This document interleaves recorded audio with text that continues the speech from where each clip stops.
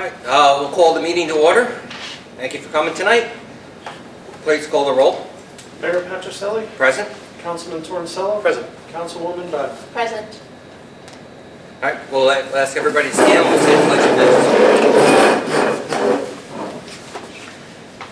I pledge allegiance to the flag of the United States of America and to the republic for which it stands, one nation, under God, indivisible, with liberty and justice for all.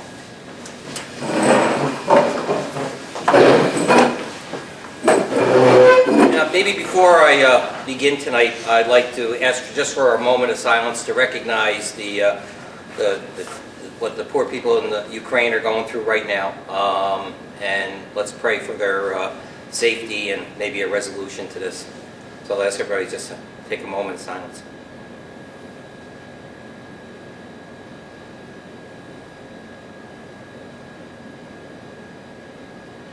Thank you. Thank you. All right. Tonight I have pre-recorded the State of the City address for the year for 2021. I have the address here in front of me, but I don't feel that I need to reread the full address. But I do want to say I have to a couple of highlights I'd like to just mention, and then we can. Anybody who wants to, it'll be on, I'll have it on the city website, the YouTube link for the entire address. It's certainly worth a little cocktail or two, so enjoy. But first I want to make sure that I thank everybody who's been part of the team in 2021. 2020 was certainly a busy year. 2021, certainly was just as busy fighting the let's say the issues of COVID, and then still trying to maintain and do business. Financially, briefly, it's more in the description of on the video, but we've done very well. We've made some hard decisions. The decisions still continue to be hard to be made, but we need to make some more that will, let's say, keep the city on a straight financial path. I know Amanda is. I see when we have these meetings, Amanda's face will turn, and say, I don't know if we should be doing that. But I appreciate Amanda's candor and her honesty in being able to keep us focused and keep us all on track. But financially, we're doing very, very well. A couple of the items we did with the computer system, getting reimbursed, we're planning on going forward with the LED street lighting. We did interview, or I guess selected a contractor that will approve tonight. And we'll go forward with the energy performance contract, which is basically the majority of it is conversion of the street lights to LED and purchasing of them from National Grid. As far as businesses are concerned, one of the things that I know this council and us have been really focusing on is businesses, trying to make sure that our businesses are kept healthy and profitable. It's the backbone of the city. Is what we need. We don't need to have our main corridors with vacant buildings or in some senses blight. But we're working very hard to keep them more business friendly. We know that there's certain things that need to be let's say adjusted, how we do business, but I think we're doing very, very well on that. Well, the other thing is coming this Sunday is the second restaurant week. Which is entirely something that we kind of supported and spearheaded to be able to have the restaurants get more, more business and more recognition, throughout. Last year was basically in response more to the COVID, but this year I think it's more of an economic boost and a recognition of it. I think they're healthy, and I think they appreciate, what we've been doing for them. Code, we still continue to work hard on code. I know we've been talking about some of the issues that we've had with our past code compliance, but we're working very diligently on updating our code to make it more responsive, fair for for both the tenants and the landlords and the homeowners, and making that as part of let's say our stabilization of our neighborhoods. That's one of them. As far as DPW is concerned, we've actually reevaluated and turned over our fleet. We made some major improvements to our fleet. We purchased a couple of new trucks, put some plows on existing trucks, purchased some more equipment that we needed, and I appreciate the work that DPW of Albany County has done to help us with kind of like given us a little bit of a, let's say, a lesson in what we need and how we need to use it and that kind of thing, because I think it's always good to hear from, from the others on what they can do. We still fully intend to go forward with the town of Colony and repaving 8th Avenue. Again, it's a way of sharing those services and working together with our neighbors. So that's something that we still need to do.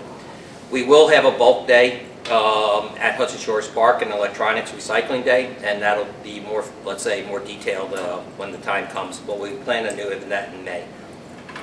As I mentioned before, energy has been a top priority. We'll be doing the LED lights and the street lights, but also we are going to be working to let's say, to watch what we consume here as a city, and also how we can keep our, let's say, our energy bills in check, to be more responsive and maybe monitor more. In addition to that, we are now fully operational with 12 electric vehicles. I was at the county nursing home just today and saw an electric vehicle with all plugged in that was part of Albany County, and I'll be asking Dan McCoy for the keys tomorrow. So don't give them the heads up yet. But those are something that we plan on doing. The electric vehicles are certainly a part of the future, and the price of gas going from $4 to $5 to $6 a gallon now certainly makes it more worthwhile. Our fire department has again exceeded its expectations. It's professionalism. They responded to 2,500 calls. I believe I was told that's the most that they've ever had. 5 structure fires, and we've assisted mutual aid 18 times. There's again, that'll be more detailed in the video presentation. But they did have a few big major structure fires. One of them, we lost 3 homes. We had to raise those 3 homes, and 12 individuals were displaced. The city raised, spearheaded a campaign to raise some money for the fire victims, and we were able to disseminate some of that money to them. The police department, we welcomed Chief Centeni in March. We swore in Chief Centeni, and he leads a fully manned department now of 26 men, and we are very proud of the way that the department has been heading. We fully support the police in their efforts. They've done excellent work on some new, traffic violations, for example, pulling over a number of cars, making 13 firearms, or recovering 13 firearms right off of those stops, which is phenomenal. And also, in addition to that, was that we had the gun buyback program, which another 30 guns were taken off the streets. Not maybe handguns, but there were 30 guns that were turned in, and which is very good. Another major highlight, again, with the department was the resource officer at the high school. Again, it's a feather in the cap to get that back going. I believe communications between the police and the kids, themselves is a win-win. I think that's certainly keeping the doors open on both counts is really well. The chief has put together his own report, and that'll be a part of this. That will make part of the whole, state of the city, and he details much more detail than I have here. We are also going to have a bike registration program coming up in the spring, where we can register bikes and keep them, keep an inventory of those for people if there's lost or stolen.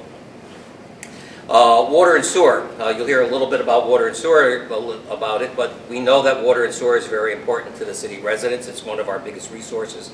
The reservoir in the town of Gilliland is certainly something that we need to keep an eye on. We've been working hard with getting the FERC license. This will be a 40-year license. I believe it's. I believe I can honestly say I think we're ready to have that finalized and going.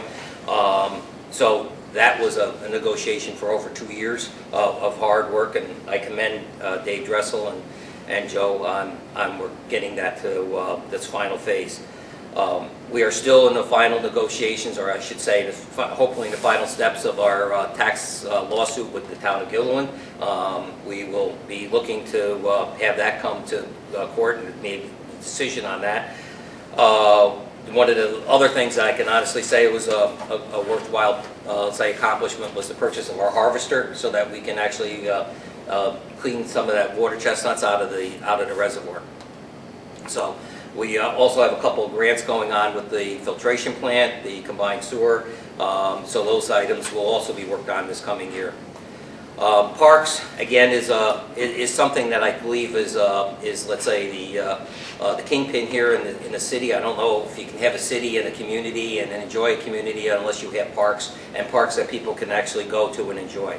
COVID kind of put a damper on our Memorial Day Parade and some other activities, but we were able to still run the Arsenal City Run. We had a very successful Hudson Shores antique car show, a Halloween event that that was really well attended at the schools.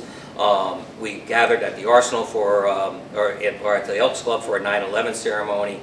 And one of the other big things that we've been able to accomplish, and you can see it right over here at the pool, was the spray pool, which is being built as we speak with a grant from Scott Earl for over $500,000.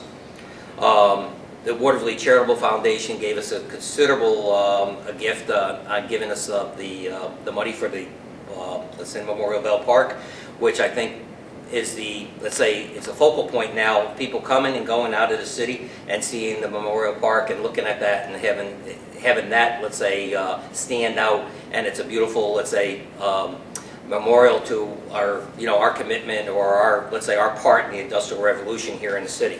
And I want to thank John Rosano for that. Again, I was maybe a little bit late tonight in coming because I was in the final discussions with the Watervliet Charitable Foundation. We just received some prices on a playground at Clinton Park, and the prices was let's say acceptable. So we've talked to the committee. We were talking with John Rosano tonight, and we've agreed to pay for two playground pieces, one for Clinton Park and the other one for 15th Street Park. So that money is being allocated. We'll talk more about that later and how we go about it. But I'm proud to say that that's two more things that we've got coming. I think 15th Street Park is great. It'll supplement the pool, kids being able to go back and forth or whatever they want to do, but it'll be a nice little improvement for them. I can't say enough about the people who have been involved in the tree committee, the work that they've been able to do to get some of the grants that we've accomplished with National Grid. We got 100 trees. They put on, they have 40 trees that they had memorial plaques for. That money will be reinvested into another trees. And the work that they've been doing is phenomenal, keeping our tree inventory and our stock in line. The residents of Watervliet has been, let's say, phenomenal in the sense of their participation. One of the events was the Sleep in Heavenly Peace event that we did at the Dome, making 45 beds. And actually going out, as even the three of us or anybody else can go out and join them, but going out, putting a bed together, and for some of those kids in their own home and watching them jump on the bed and play on it is, I use the word priceless. So I think that's something else that we can say we've been really supportive on. So in final, what I'd like to say is we've been working very hard to get things moving. We've been working a lot with people at Hudson Shores Park to work on getting that tour boat in, working on the docks, getting those docks together. For the kayaks, maybe even possibly for the tour boat. We still have some work to do on getting the restaurant in place, but I think we're actually in good shape to keep some things going. So I'm very proud of the accomplishments that we made in 2021, and I can see the work being continued on in 2022. I want to thank everybody that's helped put this all together. This is not a one-man show, not a three-man show up here, or anything else like this. This is everybody. This is every man, woman, and even child, and that's been volunteering, helping out, or employed here. So I want to thank everybody for a great 2021. We are not perfect. We have work that we have to do. We can always improve on ourselves, and we are always looking forward for that improvement. And again, I ask anybody out there who's watching this, they want to be involved, come see us, and I'll put you to work. So thank you, and that's my little small presentation, and appreciate everybody for listening.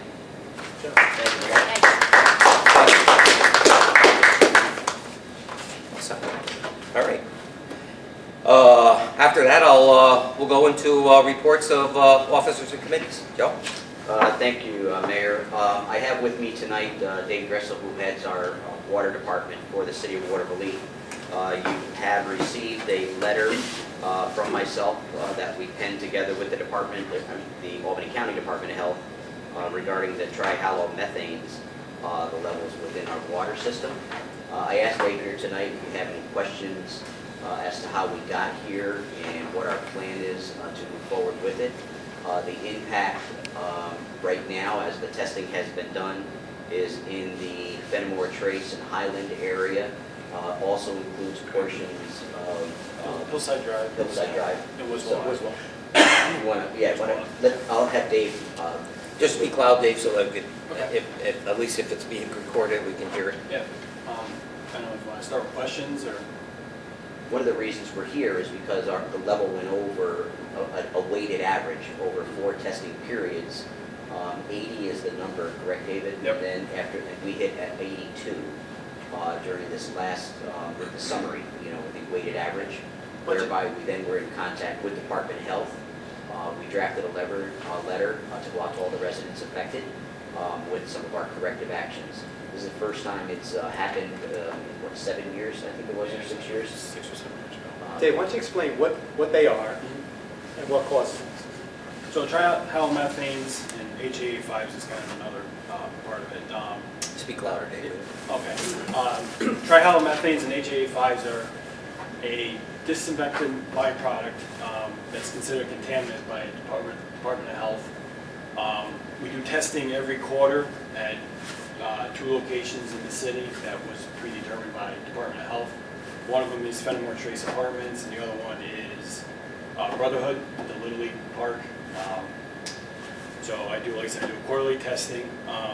What trihalomethane is when the chlorine in the water that we use to disinfect the water reacts with the organic material that comes from the water, mostly from the reservoir, the source coming in. When they react, when the chlorine reacts with the organic matter, it creates a THM that so typically is higher in the summer, because that's when the growth period is for the water chestnuts. But like I said, it's a rolling average that we do. It has to stay under 80. And after our January test, our average was at 82.8, so we were just barely over. So that prompts us to send out this letter. What's it usual? Is it usually in the high 70s or 60 or something like that? Yeah, so sort of what's just kind of a quick rough average in 2020. For the whole year 2020, it was in the 50s. Okay. In 2019, it was 59, 53. 2018, it was 70 and 60. So 50s, there's always going to be THMs in your water, no matter what, because you have to disinfect with chlorine. Some municipalities are low because their source water has low organic matter, and they can get away with it. Other sources, just for instance, Guilderland had issues with it last year. Town of Bethlehem had issues with it last year. So we're not the only municipality that comes up against this. It's typically from surface water reservoirs. Are the ones that usually have higher THMs. You say because a lot of it has to do with the water chestnuts? Yeah, that is. Again, so is the use of in your opinion, is the use of the harvester gonna help this problem? Yes, we won't see it in July. No. Because of the amount of. You won't see it for years. Yeah, it's going to be a few years, I think, before you actually see the benefit, because we got so much of it. Right. We got 360 acre reservoir, 180 acres of it is weeds. So I remember 6 or 7 years ago or whatever, we got a similar letter. Yeah. Residents of Hillside and Wiswell got a similar letter, and then it sort of just went away. We forgot. I think I asked a question a few years ago on the council, and it wasn't a problem. What did we do back then to lower it, and are we doing that again now? So back then, Or are we going to do that, I guess? So back then was a little bit different. The system. So the reason why only portion of the city got the letter is because the Fenimore Trace, the Hillside Drive, and Wiswell Ave are kind of on your own little separate system.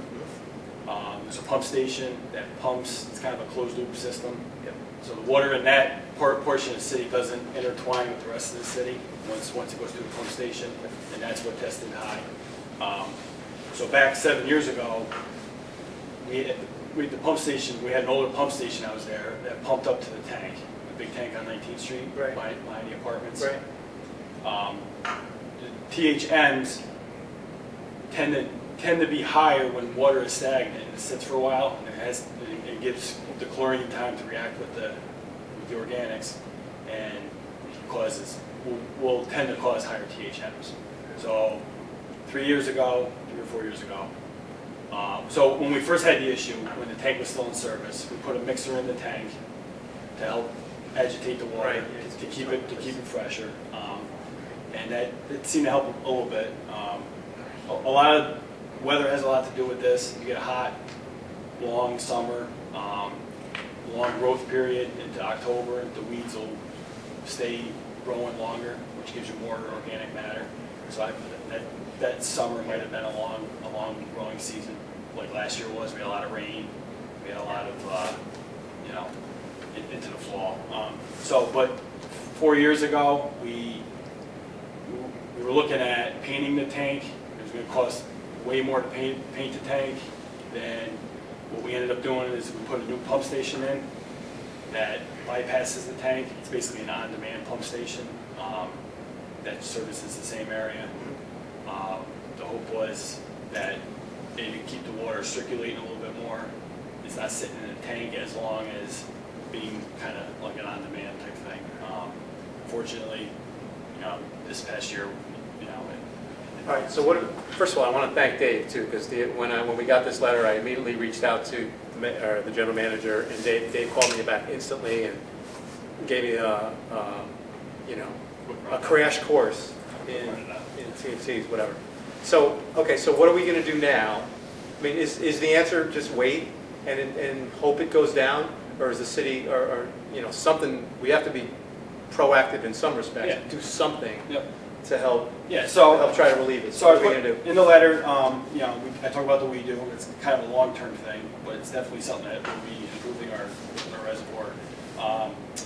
I'm looking at potentially putting an aerator in our clear well. If you aerate the water, that helps strip the THMs from the water.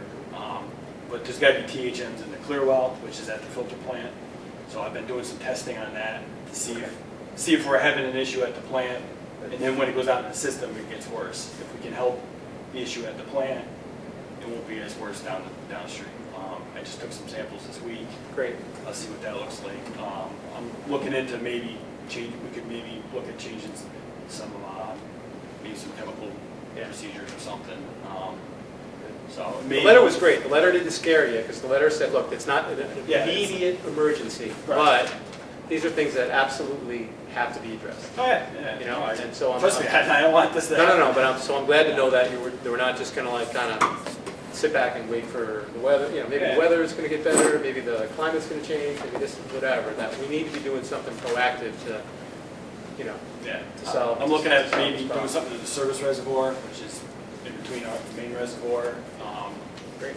I started looking at maybe putting aerators in there, but I'm still preliminary trying to. Do you think it's wise to let the residents in those areas know monthly or quarterly what the results are, or does that not going to matter? Or is it just going to be a yearly, again, that rolling yearly average? Yeah. So every year I put out a water quality report. Yep. It has to be out by May 1st.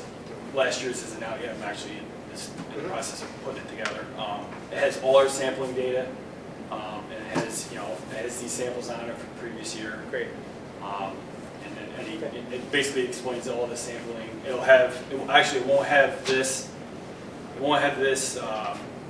non-exceedance, because this will be in next year's, because this was in 2022 technically. You won't see it in this coming up report, but Good. it's all public knowledge. If people want what the samples are, we can. All right. And just I know I speak for the mayor and the council, just keep us posted. Yeah. As Yeah, the next, As closely as you can on issues like this.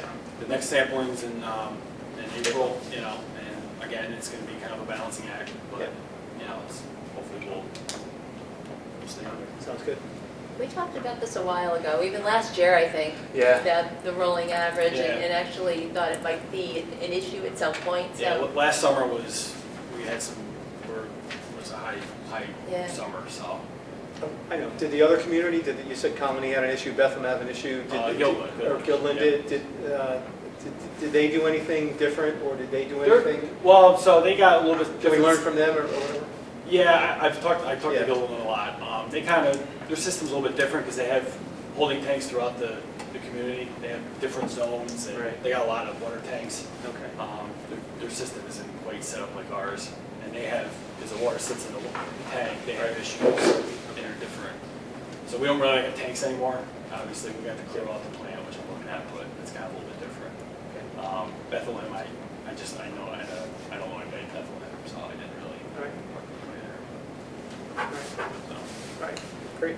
yeah. Thank you. Thank you. Thank you very I much. know we also have Chief Centeni here. He asked for a couple of minutes of our time today to talk about body-worn cameras. Also with him is Lieutenant Strock. So Chief, if you wanted to take a few minutes. Just wanted to give everybody an update. Thanks for giving me a few minutes, Jim, Mayor, Council, appreciate it. The body-worn cameras, as you, for those of you who do not recall, they are in place for the 2022 budget. We allotted 15 body-worn cameras and 15 tasers. So what that required, based on the proposal we made, I think it was October, November for the budget, was to be collectively bargained with the union. In many of the conversations that I had with... Please speak up, Oh, Chief. yep, with many conversations that I had with Amanda, the general manager, and even Brian Kremer, it was my strong belief that we would not implement the body-worn camera program unless we were able to utilize it from A to Z. And it's pretty standard throughout the state that it's a change in working condition has to be collectively bargained. So we did that, and we successfully came up with an agreed upon policy. And in addition to that, thanks to Brian, we put an extra layer of protection on that and have a memorandum of agreement in addition. So we are going to be able to utilize the body-worn cameras from A to Z for every possible advantage that they bring to us. So really happy about that. Credit to the BBA president, Neil Danbury, who's very open-minded. Membership as a whole is very excited, believe it or not. You normally don't see this type of, this is a very significant change. It's going to be the biggest change that the police department's had in many, many years. So they're open-minded. These guys are young cops, and it's what is acceptable now for these new police officers. So it's pretty standard for them. So that's a good thing. Once that was done, or kind of simultaneous to that, I had Lieutenant Strock and Sergeant Langlis go out and speak to several local agencies and kind of get a feel for the infrastructure, some of the back-end stuff, the technical aspects of it all. And we found a lot of really, really good things. And we found a couple things. One of them brings me here to you tonight. So program is very good. Rolling it out has its challenges. We'll have some speed bumps. I'm okay with that. But universally across the board, every agency that we dealt with, and in addition to that, I've reached out to a lot of my colleagues at the Chiefs Associations, not only nationally, but locally, and they have all described having a program without a camera for each cop as unmanageable. There's a lot of reasons why. So we went back to Taser International and got a quote. The good news is it's taken care of. There is a monetary increase. 2022 is taken care of. Again, through several meetings with Amanda and the general manager, we have the money in T88 this year to offset that cost for 2022. There is a grant, a couple grants. One I applied for, a second one the general manager, I believe the mayor, are in line to get. The general manager has been provided the most current update to that, so I think that process is still moving. That would offset the vast majority of it. I mean, the total program, not this increase. This increase is about $4,873 per year, okay? So the first year, 2022, is taken care of. So the reason why, some of the background is that battery life, the data and the information that has to be downloaded, and most importantly, the unpredictability of the job. So I'll keep it very simple. 15 body-worn cameras. Let's say we don't have a spare, which is unique. Let's say we don't have a spare. 5 are assigned to the day shift, 5 are assigned to the afternoon shift, 5 are assigned to the midnight shift.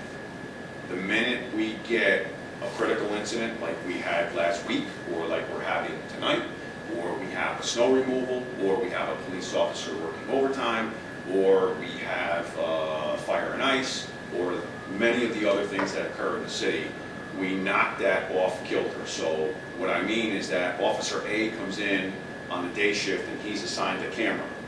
Officer A now is at the end of his shift, or throughout his shift he's really busy, and after each incident, or at the end of the shift depending, they're responsible to what's called tagging. So each incident has a certain criteria. They have to take that information and basically store it into the managed cloud. So that takes time. Then there's the battery. So if they have a late call, now they're getting into the next shift, and officers on that shift, it just knocks in a perfect world, we went 5, 5, and 5. That's great. That's not what happens, and it's only going to take us a shift or two, and everything's going to be out of whack. So, How many additional cameras? 10. So we go from 15 to 25, so there would be a spare.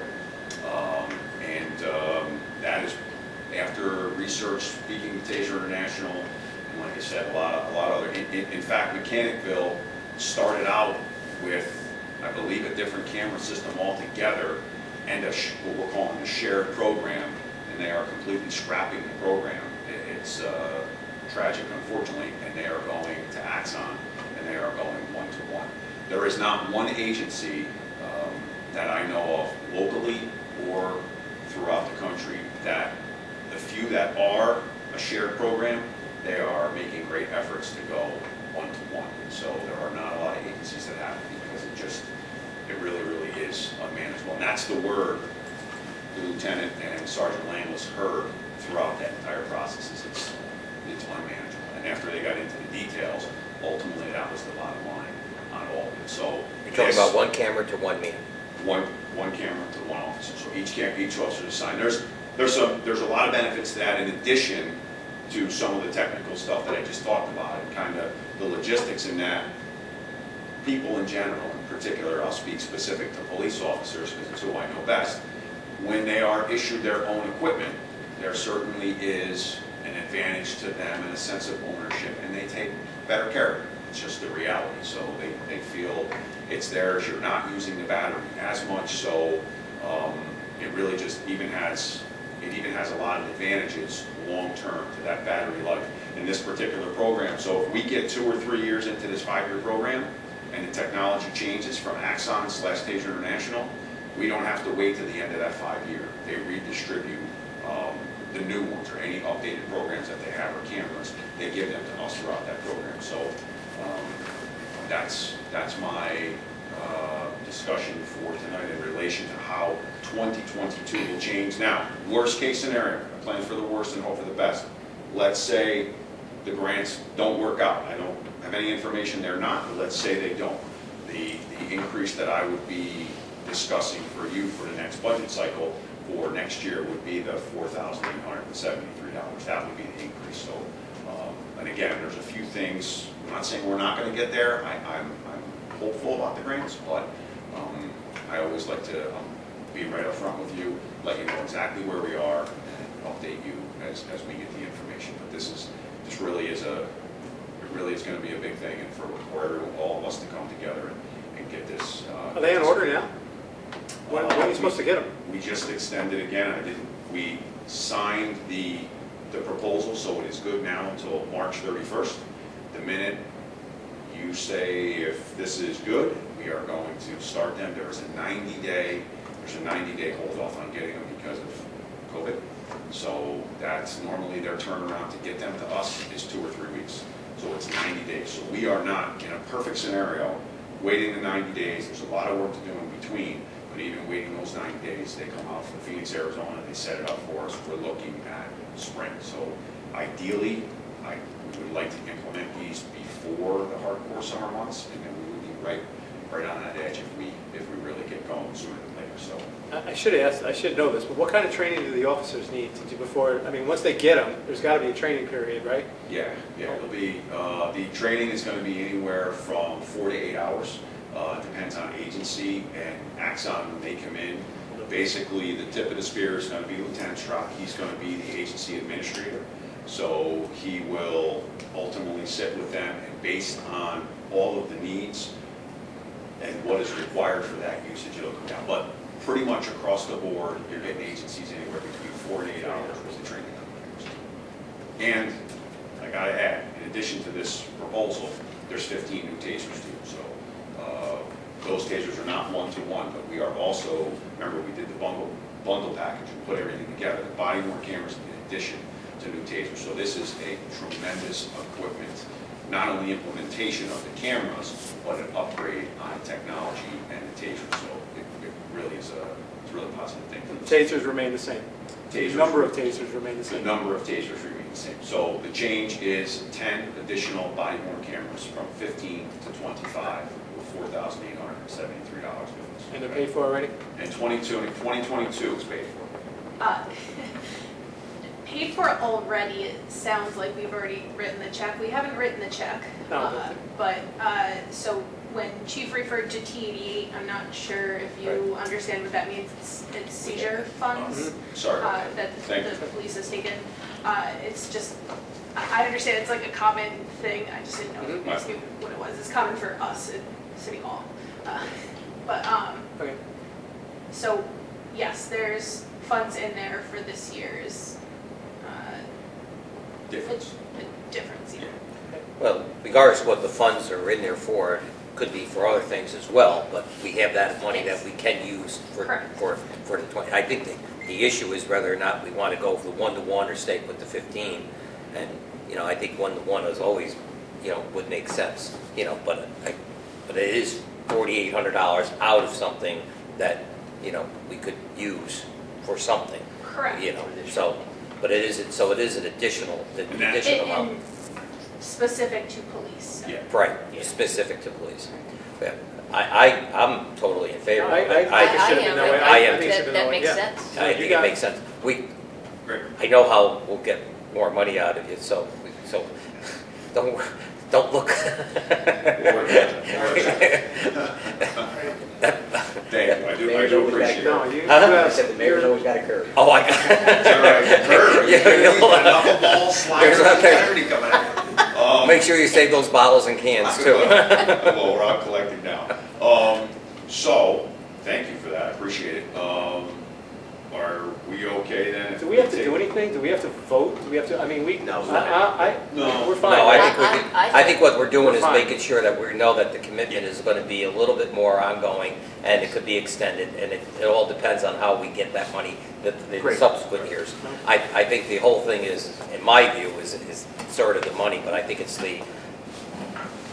again, I think it's a great program. I think it's something that, that they have. I think it's a great thing We're to gonna- have for the police. So. We're going to have a model body-worn camera program. There are not a lot of agencies around here that ended up having as a cooperative relationship with their unions to get the policy to be A to Z.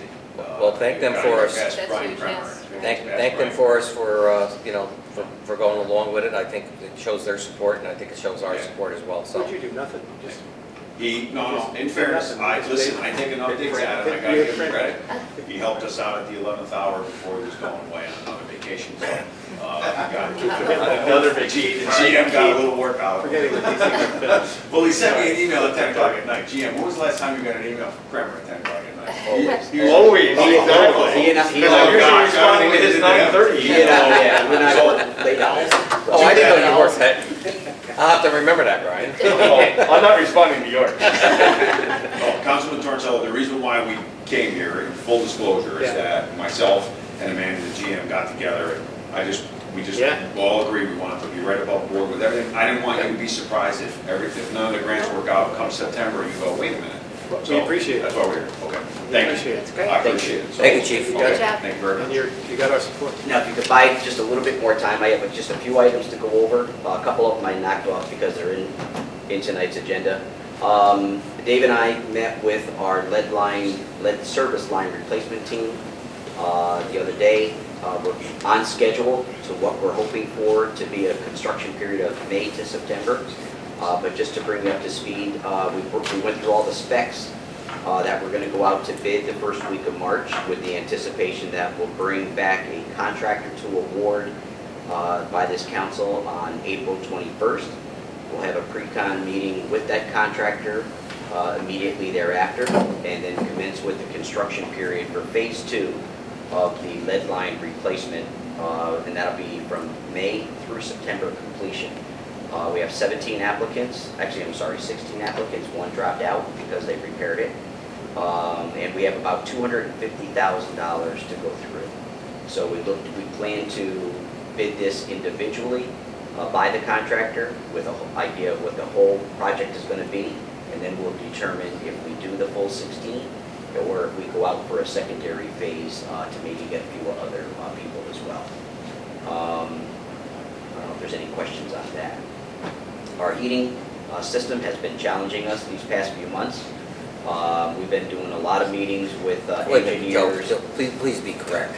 What's that? The heating system hasn't been challenging for the last few months. All right, the heating system has been challenging for the last 30 years. It has been, but we're really, Notice that thermometer. we're taking some progressive steps to do Yes, stuff. the thermometer's at 63, but the heating here is 30 years, the 75. building's 103 years old. Yeah, How about 103 years? exactly. So we have met with, recently the mayor and I met with an engineer. We're looking to have a design shortly. We're looking at heating system with the replacements of air conditioning as well, which is a separate standing units. So hopefully we'll be looking at that system by this council shortly as well. Energy consultant we're going to talk about shortly. The planner, the ad went out in the paper on Sunday. We've had 3 responses. A 4th one just popped up as we're sitting here tonight. We have one person who is local to this municipality, has a very diverse background. 2 people have very diverse backgrounds with GIS, our Geographic Information Systems, which will be highly important when we start to pull that in-house with Dave, so we can make sure we maintain all our systems, which would be water, sewer, hydrants, everything that we have here, we're going to be placing on that system. So I'm excited about that planner, hopefully being here before the close of April. Splash pad, I've been over for a couple of inspections throughout there the past couple of weeks since we've broken ground. We're up to 72 yards of soil that's pulled out of the ground, and we're slowly starting to replace that. Piers were supposed to be poured tomorrow.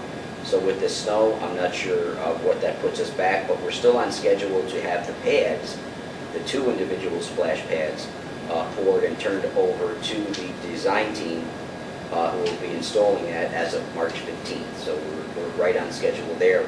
Conduits in the ground for both electrical, water systems, and our drains. So we're moving forward in an expeditious manner there. And Gallo has been wonderful to work with. They call us when there's questions. We've been walking through change orders. We're only at 2 change orders at this point. Both were based on design, but also one is for the camera systems for the police department, where we're going to install its own little light pole to illuminate that at night for safety reasons with a new camera system on that. So that was an added component that we were not planning for. Does that mean we can get rid of the barbed wire? No, the barbed wire's got to stay. Sorry, Pete. Don't want the barbed wire out. Yep. There's something a little more It's like attractive. Danamora. No, it'll be a safety factor. Landmark. Lastly, actually 2 more items. Bulk day, just to follow up with what the mayor said, is May 20th down at Hudson Shores. We will be charging, and Brian and I are working on revising the fee schedules to include stuff for both bulk day and other changes in the departments. Lastly, I know we won't have it for this snowstorm, but we are working with Verizon and a company called SnowPass, which is the software system. You alluded to how are we going to be tracking storms in the future. But that'll actually tell us It'll set up the grid, it sets up where plows are going, where they've been, and as streets are done, you'll start to see some, coloring throughout it. So it's really a great tool, we think, that we could actually implement for garbage, for the sweeper, as we go forward. And I've actually been in discussions too about our weed control. And they could actually take a picture and grid that, and as we eradicate the weeds. we At can the show- reservoir. At the reservoir, we can start to Oh. show the progression that we're doing. So that's even more exciting as well. So any money spent there, you can look at return on investment. This is going to be one of the things. As we're doing it, we'll start to see the weeds slowly back its way out. So that's mine. I wanted to, I think that's something that we can get in place before next winter. oh, absolutely, absolutely. Verizon does it. The wonderful thing about what we're partnering with, the police already have it on their equipment, so that grid and those patterns are already there. The city is already exposed in GIS data. Right. So now it's a matter of what's our Monday, Tuesday, Wednesday, Thursday systems for garbage.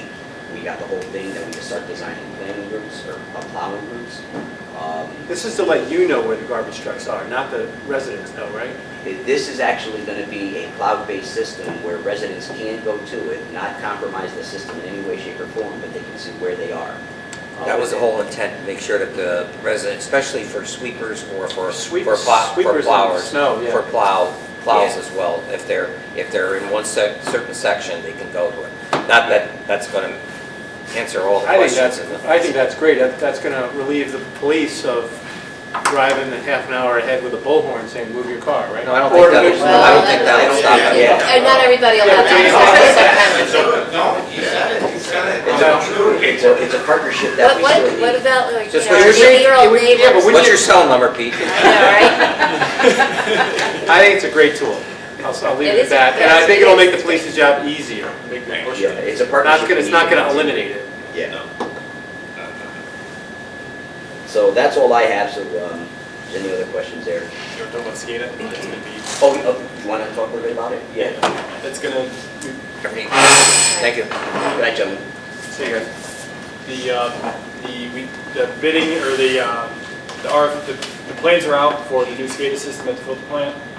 It's the computer system that runs the filter plant. We've been in discussion for the last year and a half or whatever. March 9th, I think is bid opening, Yep. right? Yep. And then after that, we'll begin a work. I did a pre-bid walkthrough yesterday with the contractors at the plant, so we'll be sending their bids in, I guess the 9th or, yeah, that's the day, right? The March 9th is coming in, so we have that plan for March 17th to award and get that contract going Yeah. that way. That's for the computer system? Yeah, it's for the Up at the whole filter. SCADA Yeah. system. It's kind of the brains of the filter plant. That's So great, yeah.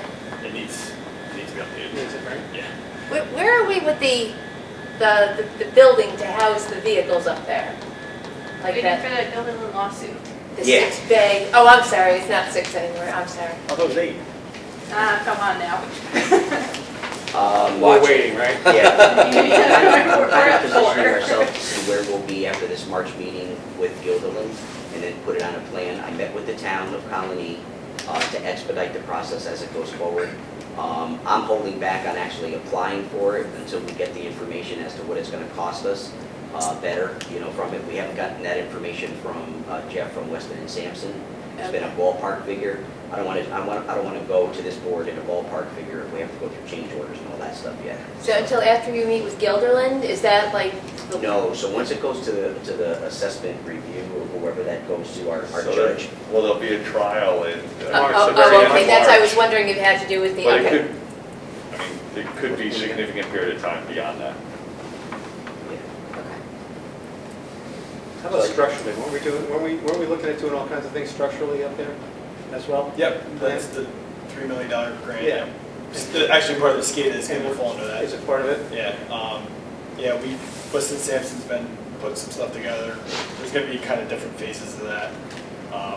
Rebuilding the filters and redoing flocculators, stuff like that. So we're still in the design phase of that. Trying to figure out what's the best design that will fit our plan for some of that. Concrete work. Right. There's a lot. Right, there's a lot. Yeah, well, we're trying to get a lot of mechanicals done first, and then line the basins, which will help with the concrete, so there's different steps to that, but hopefully this summer, a new boiler. I think they're working on speccing that out. So this summer, pieces of that will be work. Joe, when are we expecting the harvester to be delivered? They said to us to, like that week of the 15th, which is, I think, was that the third week in March? Okay. Yeah, the week of the 15th is a Tuesday. So. Anything on a transporter yet? I was gonna say, the other pieces, do we have any? No, I talked to the gentleman early part of the week regarding the municipality that's getting rid. He has not given me a price yet. He says he hasn't been in contact with them, so he's really my hope to try to get a transporter pretty quick, with it. So there's a municipality that's selling one, is that? Yeah, so up north, Barb, near the, wherever, Champlain, whatever township is closest to that, he said he sold them one and they stopped their program. So Oh, okay. they're sitting with a transporter, stainless steel transporter. He thinks he could also get the conveyor as well, because it's just sitting right now in their yard. So I don't know my hope is to What's the acquire that. transport? It's kind of like, Okay. you, So- once this machine I understand picks it the all harvest, up, picks it all up, right? It takes it and puts it on like a barge. Oh, It's Yeah. a barge. It's a Basically barge. It's like a barge. It's a barge. And then, That's the got barge, its own motor. Okay. and then you can bring it all the way to the shore, and then Offload it. loads it onto the, Okay. whatever you're putting it Yeah. onto. I sent in the specs of ours because typically, and our shores are pretty shallow in some areas where we're gonna offload this stuff. And the harvesters that they have lock into the transporter, they have lock into the conveyor belt. That's what we saw up Yes. at Lake Champlain. Yes. Right. That's the kind of. And the I saw a what we video don't of that. have on our We Do boat is a system, it's almost like a hydraulic system that drops legs into the water. So he says he's afraid of getting this, so he's not sure how we will have to connect to, when we offload, but I explained to him what we plan on doing and sent him the video of how you offload it.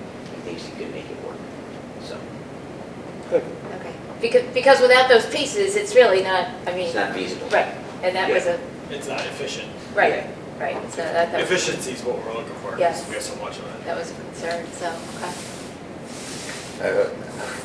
It was actually, it's funny because I wasn't necessarily, but thinking about all the docks we have down at the, Oh, yeah. and how they can be tied Oh, together yeah. and used. And I'm going, okay, I can get them onto it, but how do I offload it from there? I haven't figured that out yet, so maybe I'll take another nap. Figure When it it goes out. up with They- the blanket, I'll figure it out. Dave and I will talk to that engineering firm. Yeah. Those ours. Huh? Those ours. Them No. docks. Nobody wants them. They've been it's got to be some sort of adverse possession. We can talk. They've been down there for 10 years. Do you need them? I might need for, we'll talk later. With the hydro. Yeah, go, we Really? can talk quickly. Okay, all right, I Do believe, we have to do the minutes? Do we have to dispense with reading of the minutes or anything? oh, did we, We haven't done we didn't do that the yet. minutes, yeah? We didn't do the minutes, okay, was going to wait and see if... okay, sorry. All right, anything else, Joe? No, we're all All right, set. well then I'll ask the clerk to read the minutes of the previous meeting. Mayor, I'll make a motion that we dispense with the reading of the minutes of the February 10th meeting. And I'll second that. Okay. Motion was made in second, go ahead, please. Councilwoman Diamond, Favor? Councilman Torncello, In favor. Mayor Patrichello. In favor. We'll go into old business now, Your Honor, there is no old business on this evening's agenda. we'll do new business then, please. The first order of new business is a public hearing in regards to the CDBG CARE program. Okay. All right, then what I'll do is we'll hold a public hearing, we'll start a public hearing, and who's making the presentation? Well, just in summary, and then Dave, certainly if he has anything to add, you all have a small PowerPoint presentation to flip through. I'm not going to go through every page. The CDBG CARES Act, which is the Corona Aid Relief Economic Security Act, put up through the Department of Housing and Community Renewal. It's an eligibility grant, up anywhere from $100,000 to $500,000. It's an open competitive grant that goes through cities, counties, and villages that we'll be competing with. It's specific to small business, public sector housing and improving quality in public facilities. We know we will be applying. I think the grants are due by August 27th of this year. Dave, I don't know if there's any other information to put out at this point in time. No, I think that pretty much hits it there. The only thing that I would discuss is if the miscellaneous, the proposal that we had in the back there, potential application would be for the emergency generator here at the senior center. That is a proposed possible project.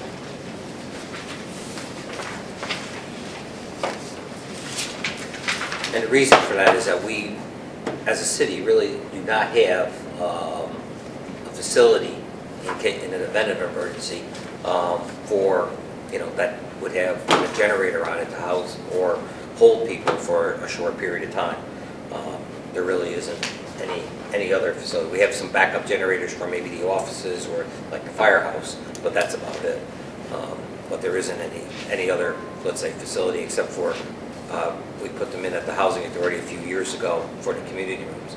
But they don't often meet that criteria because sometimes if you're thinking about it, if you're housing people for a long time, there's bathrooms, there's showers, there's sleeping facilities. But even at us, if we had a power failure or, in a storm or power failure here, there's really no place to bring anybody and if we're out of power, we're out of heat. So We'll have to talk to Paul because maybe we'll want to add maybe a building or two on the backup generation. Sure. We do that if based on the number. okay. But that was the plan and the reason for trying to put something in place here. That's a good idea, makes sense. Okay. So you can close the public hearing. All right. Anybody else have any questions on it? Not, we'll close the public hearing. Okay. We'll move on to the next resolution, the first resolution. The first resolution is resolution number 14 for the year 2022. This is a resolution authorizing and approving the transfer of up to $70,000 from the Equipment Reserve, HRA, to be used for the purchase and upfitting of a 2022 Chevrolet Silverado 3500 HD. Your Honor, I'll make a motion. We move on resolution number 14-2022. And I will second it. Joe? Mina? Okay. This is to purchase Dave's truck.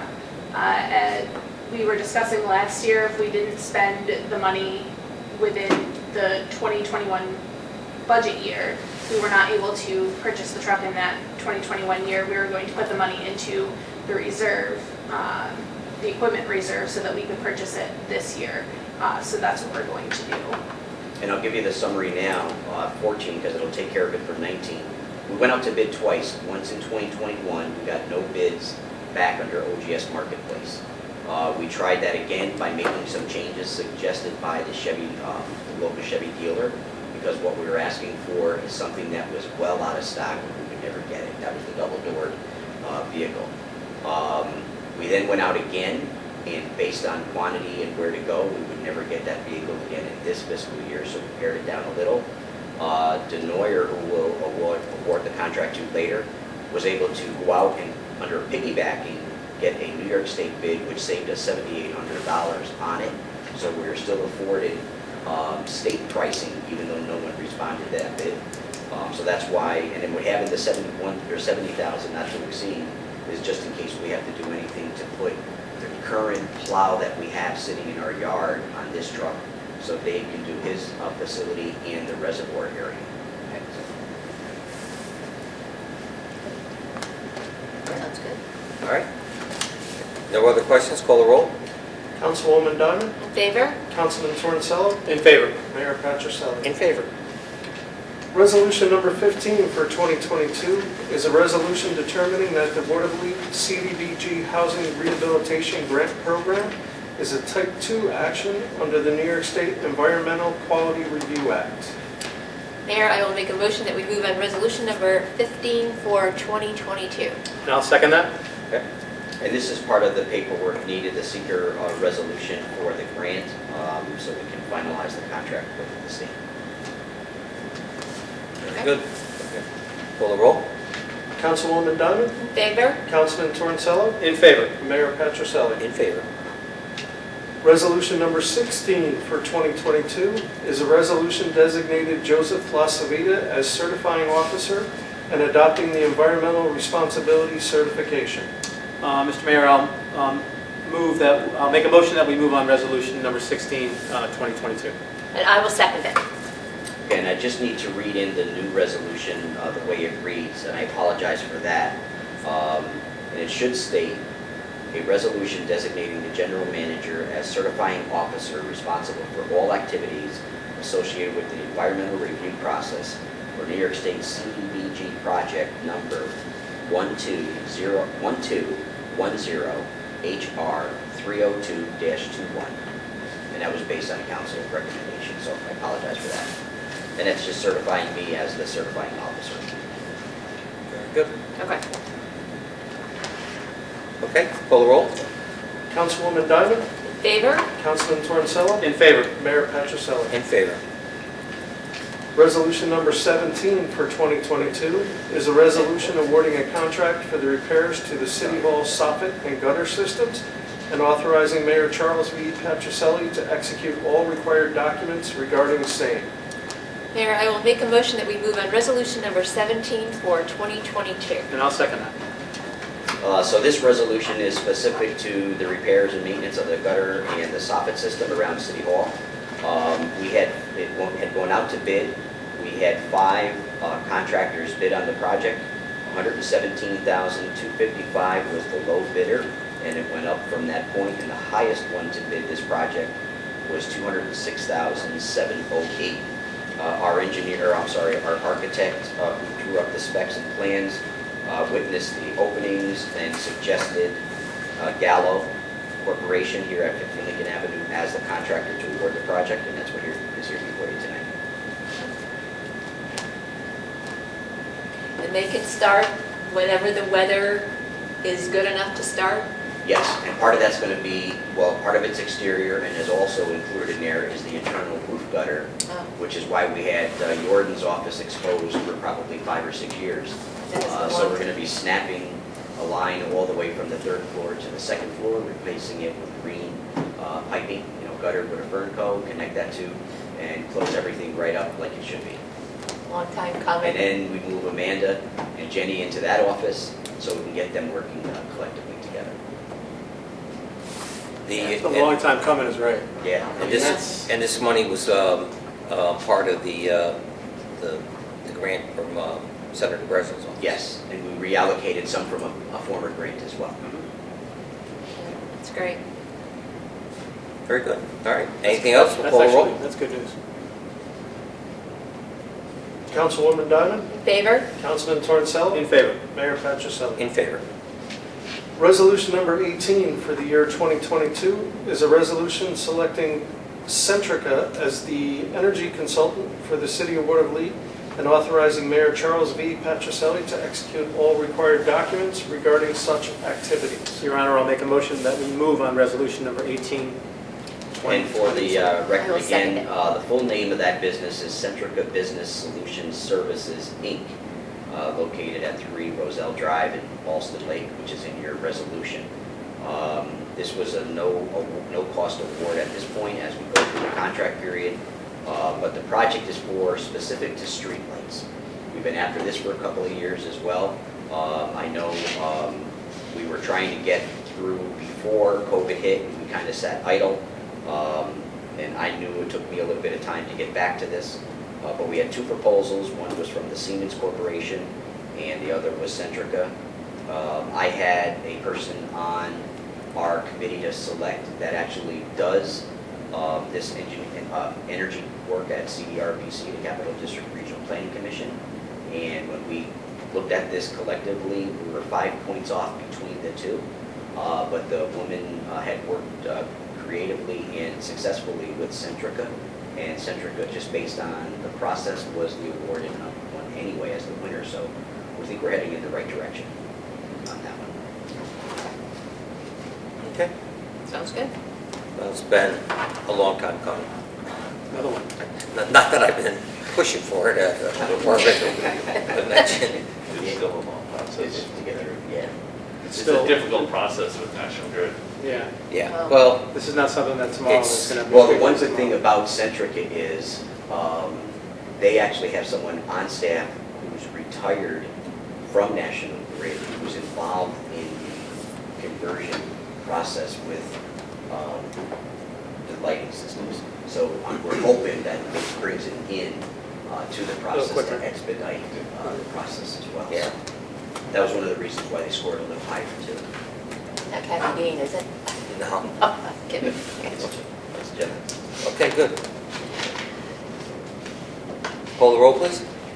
Councilwoman Diamond, In favor? Councilman Torncello, In favor. Mayor Patricelli. In favor. Resolution number 19 for the year 2022 is a resolution approving the purchase of a 2022 Chevrolet Silverado 3500 HD with NAPHI service from Denoyer Chevrolet. Mayor, I will make a motion that we move on resolution number 19 for 2022. And I'll second that. So just simply to go over the quote on this, again, it was a piggybacking with state contracting. The cost of the chassis was $51,890. We got $7,800 off. Dave went for the Cadillac of all body systems on the back, $17,500, but with that reduction, we're Well, at the NAPHI service body, you really Yeah. went for it. Huh? Yeah. Whatever He's got, whatever that is. bells. That's- Boy, that was- that's- I would've really went Was that for it. special, I would've got stainless Yeah. what was that yes. special leather that they had in those? like- Corinthian leather. Corinthian back in leather, the yeah. day, It's like my truck, it's for my guys, You got come on. Corinthian leather in there? You got red speckled paint, you got Right, everything all right, with it, but, total cost of that is $61,787.50. And I believe that resolution reads for the same price, for it. And the extra money in the early resolution, was to help us build, the plow frame and everything, so we can have a plow on that one as well. And moving forward, whatever truck we do buy that's four-wheel drive, we'll have a plow, equipped with it, so we can make sure we always have enough equipment in the That's fall and great. winter. We already have the plow that was on the old white truck. If you remember the old white truck we had? It's a V plow. It's still in good shape. We just, the truck, we got rid of the truck and it had the frame on it, so we Okay. got to retrofit the new truck. One of the things we experienced with this last storm, the ice storm, and the first one that we had using the trucks this year, is the V plows, because they're... Joe, can you speak up? Oh, I'm sorry. Because the V plows, they weren't as balanced as a typical push plow, which is the straight plow. We know we're wearing blades faster than we typically would.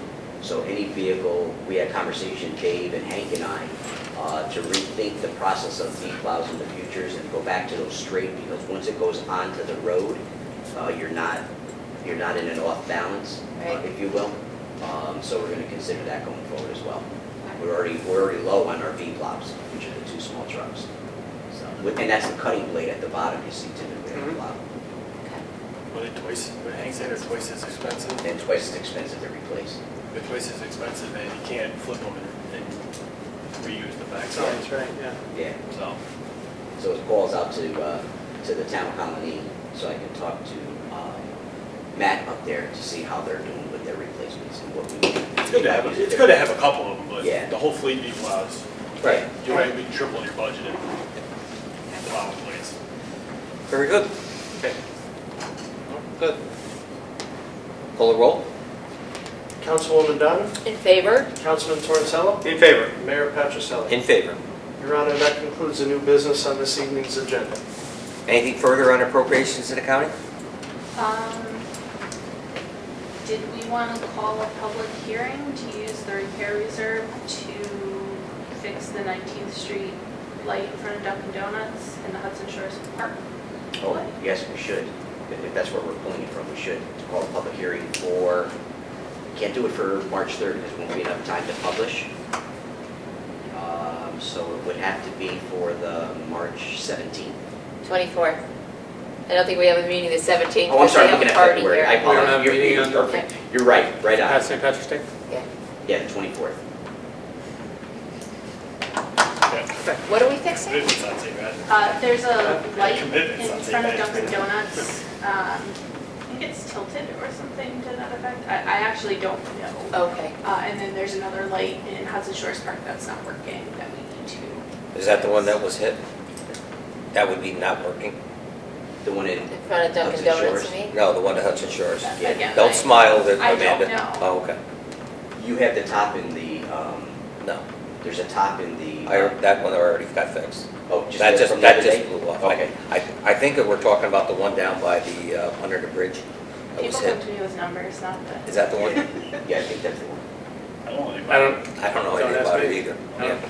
I think it was hit. It's $7,800. Would we need to call a public hearing to fix lights? This was. With the So movement it's, reserve. it's because we're using the Oh, repair okay. Your reserve reserve. to Okay. pay for Yeah, these you're using the unexpected reserves. items. Okay. We're just so early in the year that I don't want to keep dipping into our parks Was that, fund for repairs. let me ask you a question on that light. It was hit with a vehicle. Is that a, I don't know. Someone said that the light was out. I don't know what light it is. Someone gave me the price of $7,800. That is the extent of my knowledge on the light. that was hit with a vehicle? Could that be a property damage claim on the insurance? It should We can certainly be. check. Maybe Yeah, we insurance can certainly claim on check. it. to see if I don't it's know. listed. I don't see why not. I mean, there's got to be a deductible. I don't know what the deductible is, but we Even if should it's be able to 1,000. get it. do we have it, do we know? Was it our We vehicle? know, No, we they know must who have did taken it. a report. Yeah. The police It was take- our Did the police take a vehicle. report? Yeah, it was our vehicle. Oh, Oh, it was our vehicle. The one down? Wait, it was our vehicle? Yeah, which one are you talking about? wasn't it? Which one are you talking about? The one down at the end, the pole light. Is that the one I'm Yeah, assuming is? Under the bridge, yeah. Under the bridge. The Dunkin' Donuts one was, No, hit by No, no, a no, vehicle. no. No, I'm talking about the one under the bridge. Yeah. The one under the bridge was hit by one of our vehicles. Yeah. I don't think they're gonna pay us. We can look at that, but I don't believe that they would pay us for, Something we caused. for our own claim. And if they do, let's just drive around and hit everything. Yeah. I don't know, I just don't, If somebody living down the street hit it, that would be different. We could make a claim against that person's policy. I don't believe we're gonna be in a position to make a claim against ourselves. There's something that just strikes me wrong about that. Okay. You can make the phone call though. Yeah, we Yeah, can. but people sue their own homeowners insurance. Like if they slip and fall on their own, don't they? I don't know, different. I shouldn't say it. Yeah. I shouldn't- I don't know, It's different. I don't know, but I thought you could. I thought it was a damage that it could, it was an accident, you know, so. All right, if you can look into that, that would be, Okay. It was during a snow emergency. right. No, there was no emergency. It was just the odd and even hit. All right. If there's nothing else under appropriation accounting, we'll set the public hearing up. Before we go into the public comment period, if there is any, we also have a window bid. The windows bid date is out. Yes, I apologize. I don't know, right offhand, let me see if I can find it. It's next, It's coming back. it's shortly. coming out, but the window replacement for City Hall is now going to be going out to bid. Yes. So we're in the process of looking at that as well. But it'll be sometime in March. Do we know when it's going to come back? Because we might want to also hold public hearing on using the reserve fund for that as well. That Okay. was one of those other costs that. We can look at, I have the dates, I don't know what they are, but I'll look, see if I can remember. If I don't, just let me know. Remind me, I know the bid dates and I know what the return dates, I think are in Well, March, that's going to be a ship up. You're going to have ship over, possibly.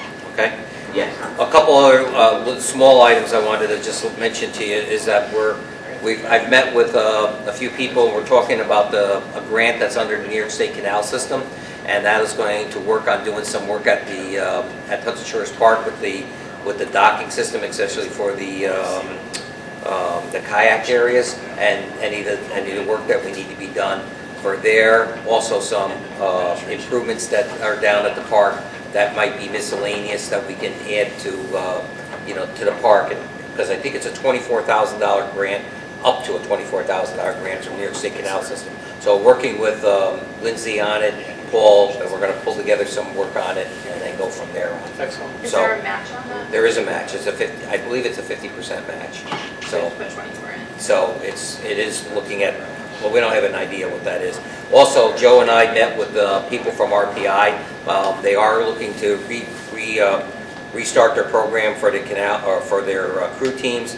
They were asked politely to come down and clean out the boathouse and get it organized. They understand that. They're going to have a crew down there, crew down there soon to start that, so that we're cleaning up the boathouse and getting it going.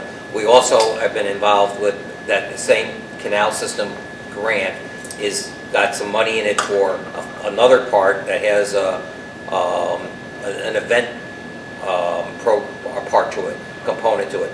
And so that can be, we're asking RPI or I have another contact with a crew team in Walston Spa area that might be looking to have some kind of regatta there of some sort. Again, it's just another event that they can do, and they can generate some revenue. But we'd have to make sure that the docks are in place and stuff like that. But for the kayaks, I think Joe is talking to Louise on scheduling a date.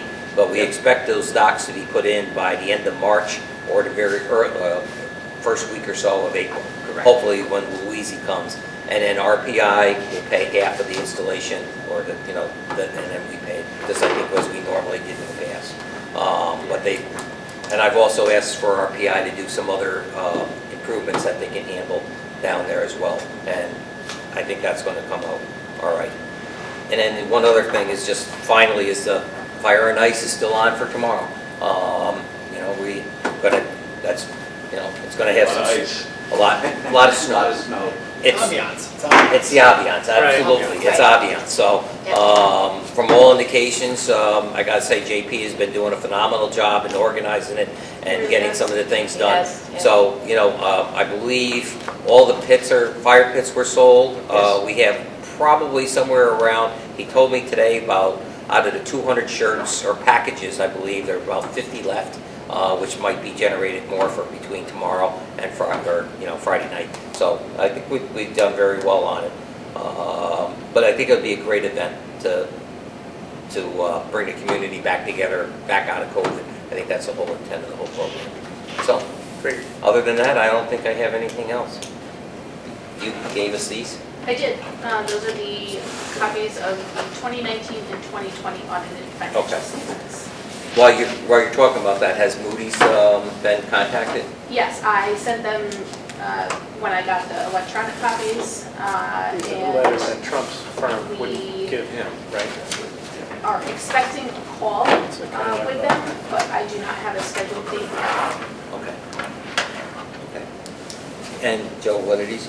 That's the two sets of plans that we got from the architect. If you guys want to share those, we got. You send those, didn't you send that? I saw those, didn't you? There is a USB that came with them that I got to load up the documents and then send it to you.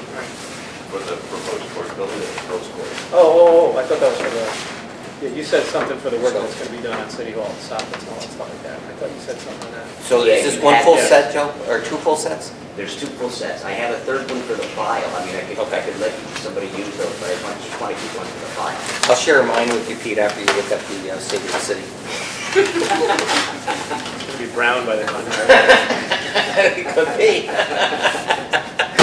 Okay, if there's nothing else for the council, I'll ask for a motion to adjourn. Did you I'll make a motion. Public comment. We're Oh, going to, I'm sorry. open the public comment? we have to open the public. Oh, comment. all right, absolutely. Well, we'll open up the public comment then, Joe, or Dave. At this time, the council has authorized a public comment period. If you wish to address the council, please step forward, state your name and address for the record, and you'll have 2 minutes to discuss any items you wish. I have seen no comments, or anybody asking, do we have any comments? So I'll close the public comment period and ask for a motion to adjourn. We're going to make a motion to adjourn, or we're going to make a motion to go into executive session? No, that was my apology. That was. That's not? Yeah. Okay, No I'll make executive a motion to adjourn. Oh, I'll second it. Okay. Call the roll. Councilwoman Donovan, Favor? Councilman Torncello, In favor? Mayor Patricelli. In favor.